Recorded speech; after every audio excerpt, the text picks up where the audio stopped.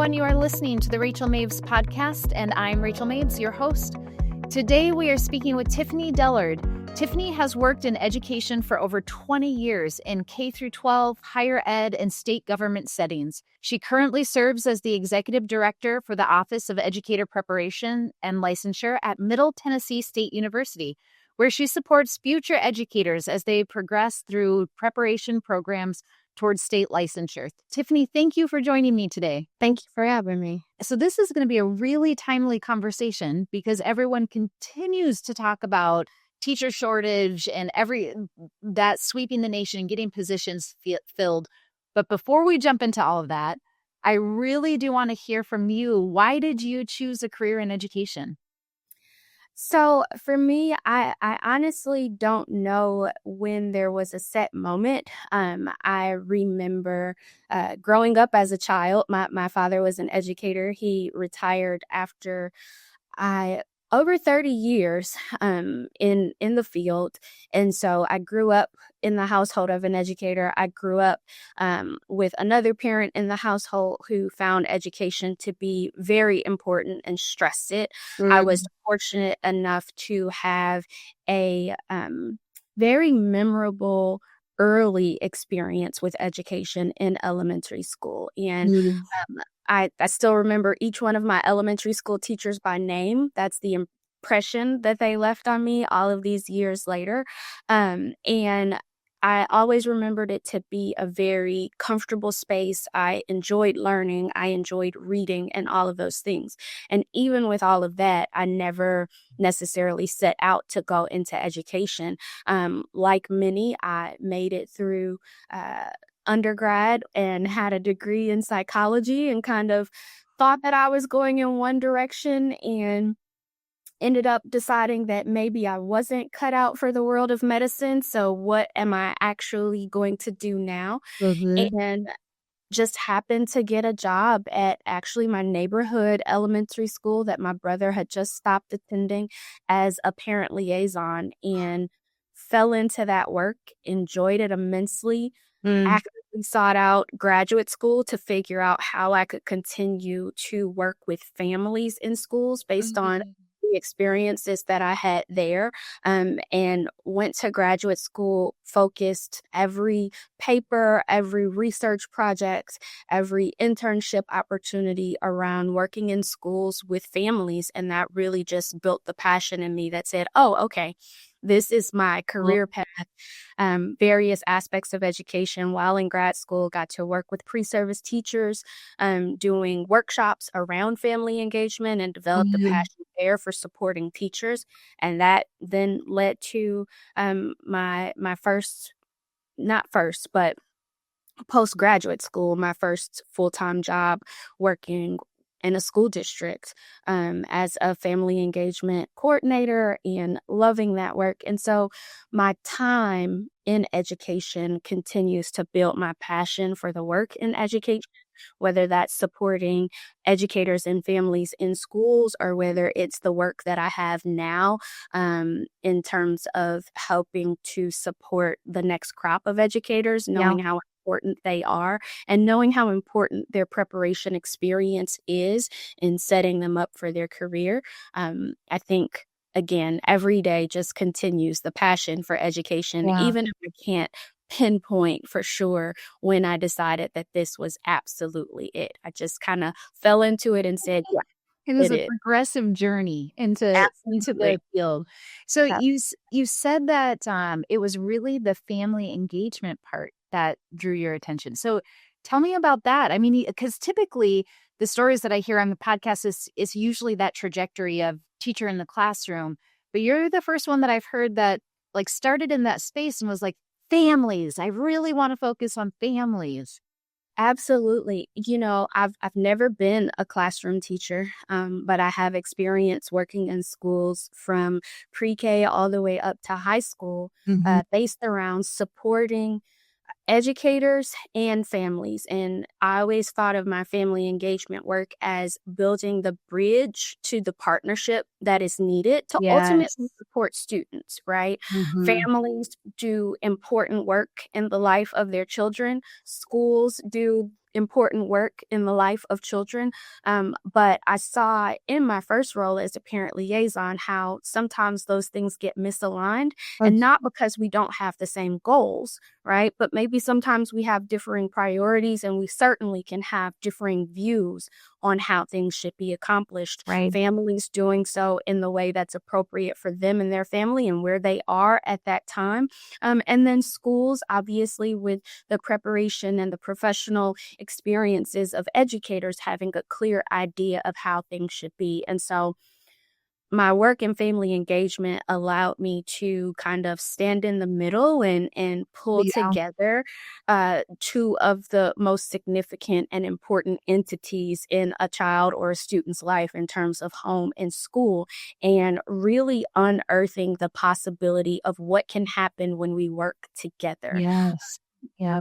Got to, as a parent liaison, I remember I got to be trained by reading specialists and a school counselor on how we were teaching reading at the time to first graders, so that I could then turn around and help do with Title I funds that the school had. They put together kits that we could send home with families, and we actually provided training to families to support their students with literacy home.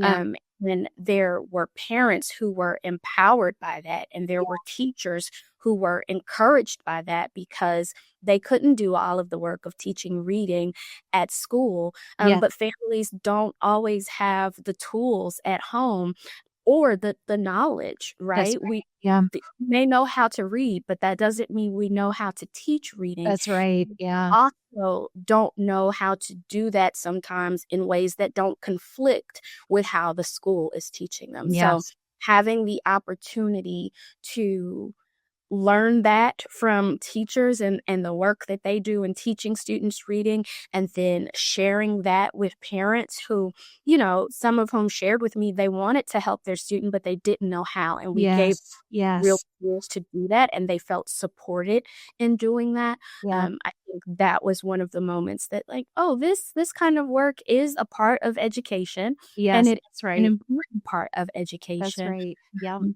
And something that I could really do. So how did you go from that role? Because that's such a critical role, Tiffany. I wish that there were funds available that every district could have a role like that, to act as that bridge and really understand the diverse needs of families and communities, to be able to connect that academic piece. And not just academic, I would say all of it, social, emotional, all of those pieces. So how did you go from there then into the Office of Educator Preparation and Licensure at Middle Tennessee? So in between there, I went to graduate school, and I lived in the family engagement world through an organization that was working in schools doing family engagement work. But I also was in higher education, and I was paying for a graduate degree. I applied for an assistantship and got a role, an administrative assistantship with a TRIO grant-funded office that focused on first-generation college students, students with a low-income background receiving Pell Grants and things like that, and then students who received academic or physical disability services. And so then I discovered another passion. I enjoyed working with individuals in higher education, similar to working with families, in the sense that sometimes success has challenges because we don't know the hidden rules. We don't know how the system works. We don't know how to navigate the system. And we can be perceived as not being invested and not being committed, when really we just don't know what we don't know. And it's easy to get discouraged in those situations. And so in the world of TRIO, we primarily had a student support services grant, but in the world of TRIO, I worked with a number of especially first-generation college students and came to realize how important it is to have this access, but also to have Yes. the support that you need to be successful, Yeah. right? And so working with students in that program, I really built a passion for higher education. And then also while in graduate school, I got the opportunity, like I said, to begin doing workshops with pre-service teachers. And so I was speaking with pre-service teachers prior to they're going into their internship or clinical experience, and talking to them about family engagement and breaking down some of the myths and assumptions, and really presenting ideas to them that, though they may have tangentially talked about them Right. in some of Yes. the coursework, Yeah. they often hadn't had a concentrated conversation, and they often expressed being sad about it being one conversation, Yeah. realizing the power of having tools and resources and strategies for doing that work. And so I think that that combination of working with college students Yes. directly and working with pre-service teachers specifically, Yeah. um, helped build a bridge for me that led to this work now, where I am supporting higher education students in pre-service teaching.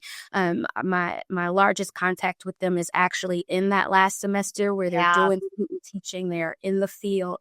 I help support, along with a team of a number of people, experienced educators, Mhm. faculty members, just a large group of people. But I get to help coordinate kind of that final experience for them. Yeah.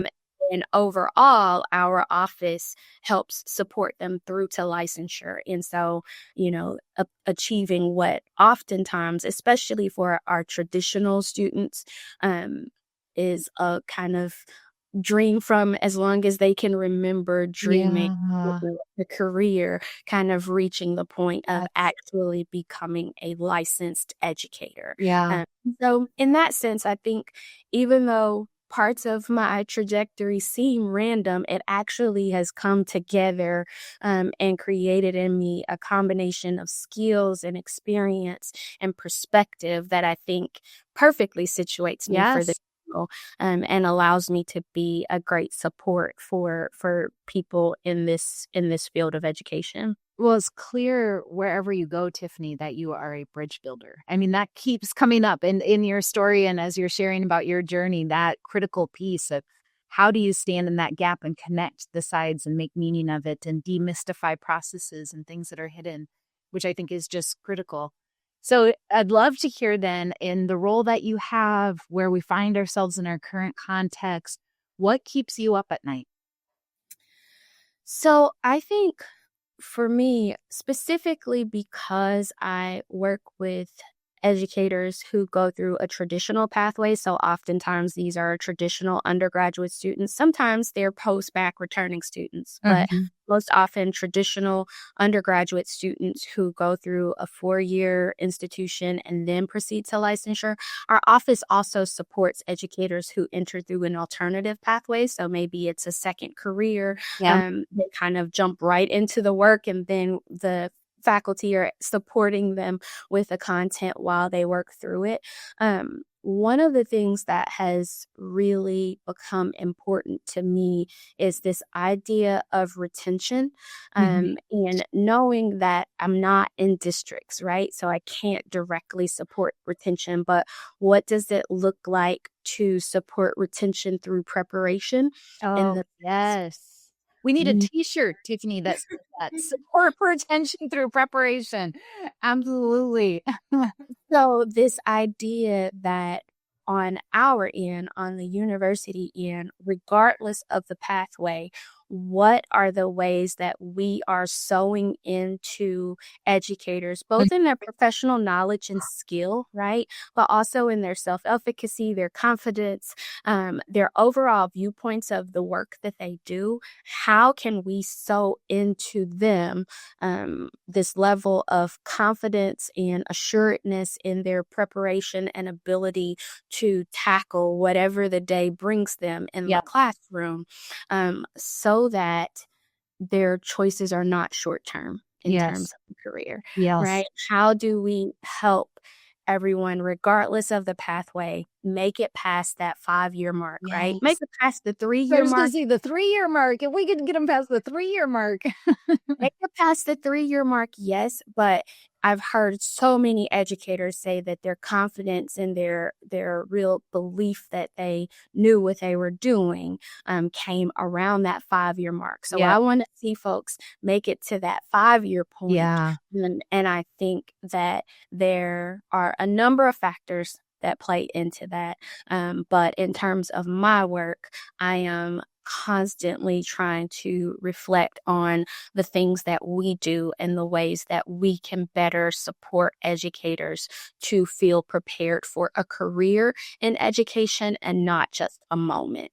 And so I think that for me is probably one of the bigger pieces. Yeah. Well, so I mean, on that note, as you think about addressing that issue, what are one or two ways that you envision that moving forward or that you're doing right now to help ensure that teachers are hitting that 3 to 5 year mark or leaving the preparation program feeling really secure in the work that they're about to engage in?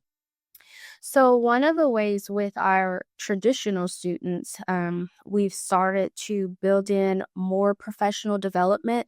One Mm. of the things that I would hear is kind of this disconnect between what educators in the field are seeing in our candidates when they come out and what our faculty are saying that Yeah. they have prepared them for through their coursework, Yeah. right? And Yeah. I've come to realize that a number of the things that our district partners aren't seeing is not because our students haven't been presented with the tools, the resource, the knowledge for those things. It's often because somewhere, we hear it all the time, right? Somewhere that theory and practice element is getting disconnected. Yeah. And while they received the tools and the practice through their coursework, something gets lost when they then see that in a real world, full-time educator experience. Yes. So one of the things that we've started doing because we have them in their student teaching semester is bringing in professional development about some of the things that, again, not because our faculty haven't done a great job in exposing them and sharing these resources, but because there is a new opportunity to help them put things into practice when they are in that student teaching component. So Yeah. we have sessions now, and these are broad sessions, right? Because we know that our area specific or content specific preparation provides different levels. But what does it look like for a music teacher to have a refresher on how IEPs work? Yeah. Right. Yeah. What does it look like for a a a general K-5 teacher to get information about supporting multilingual learners in their classroom without having an ESL endorsement, Yeah. or without having to wait? While we know that there are folks in the district, in the building, that is their focus and that's what they do, oftentimes they're not going to be able to be in your classroom with you full time, and your Yeah. student will be there with you full Yeah. time. So how are you prepared to approach that work?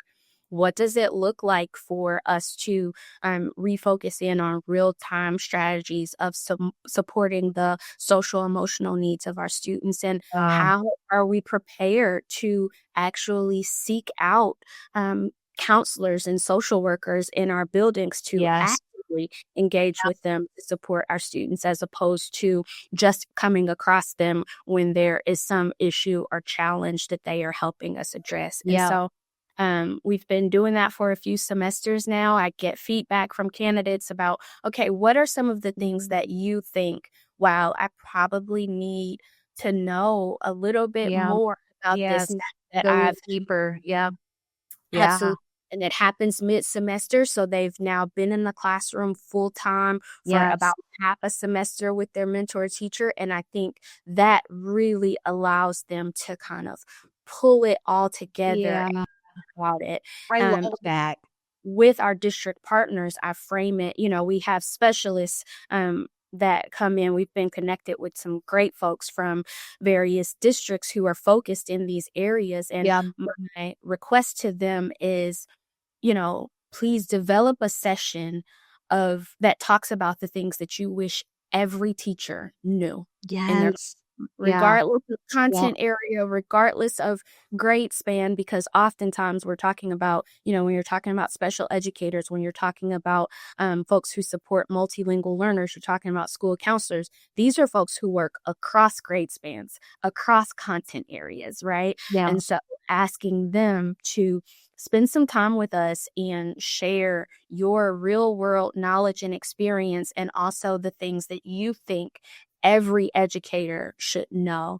Yeah. And really come with some great sessions, and candidates have walked away feeling like, oh, I gained some things and I hadn't thought about that, but now I'm prepared to do Yeah. this in my classroom when I begin next semester or next school year, whatever the case may be. Yeah. I love that. And I mean, to me, it sounds like you're setting up for your soon to be teachers the same model that we set up for kids. Like, go in, you're trying it, and now where's the place that you need that extra scoop or that additional support, or you want to dive a little bit deeper so that you're continuing to build those skills and have the awareness of the spots where it's just not clicking yet, because it takes time. Absolutely. And I think that's something that I always stress to our teacher candidates, even at the beginning of student teaching. I think there are a number of pathways to education. All of them are great. If you are committed to being the adult in the classroom supporting students, more power to you. Yeah. That's what I want. But I think the beauty of a traditional student teaching experience is this idea that you are in a classroom with an experienced teacher, right? There are not too many times that you're going to be full-time in a classroom full of students with the opportunity to try within reason, right? Using your preparation, using your knowledge, but in there and really just try and trust that there is someone right there who is not going to let you or those students in that classroom fail. And so you get to go in there, do it, and trust that you can learn from the experience and be supported from that experience, and then just become stronger. You go into your classroom, the door closes, and you are the one in there. You've already had some experiences to work through, and maybe things don't have to be quite as scary as they would have been before that experience. So this is our last question, Tiffany, as we wrap up our time together. But what question in education are we not asking that we really should be? I thought about this one a little bit, and I think that there are a number of ways that you could go. But my question about everything that we do in education is a question of, who is this supposed to work for? And is it actually working? I think that we make a lot of changes for a lot of reasons, and maybe sometimes that they are based on the students in the classroom, but I think there are a lot of choices made for a lot of other reasons.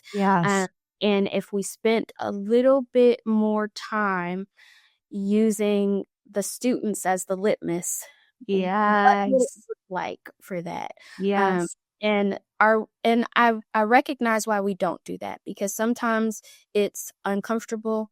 Sometimes it requires a teacher to not be the ultimate authority in a space, or sometimes it requires a school or a district to be unconventional. And so maybe it's just a little bit of a too ideal world of a situation, a question to have to, you have to have an ideal world to actually be able to answer that question. And maybe that's why we don't do it.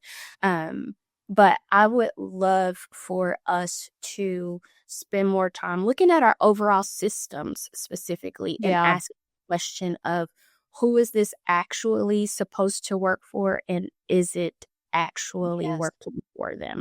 I love that. That is quite the note for us to end the episode on. It's been such a great time connecting with you, Tiffany, and hearing more about your journey and how you're thinking about education. Thank you. Thank you. A friendly reminder, everyone, that Parsec Education's updated early bird sale for Parsec partners is live until September 30th, coming up here pretty soon. Partner tickets are only $199 for the 2026 Measure What We Value Summit happening February 4th in Fresno, California. Don't miss this limited time offer and the opportunity to learn from AJ Crapehill, author of Great on Their Behalf, as he shares how to align system-wide goals with the needs of your students. Secure your tickets now at parsecsummit.com.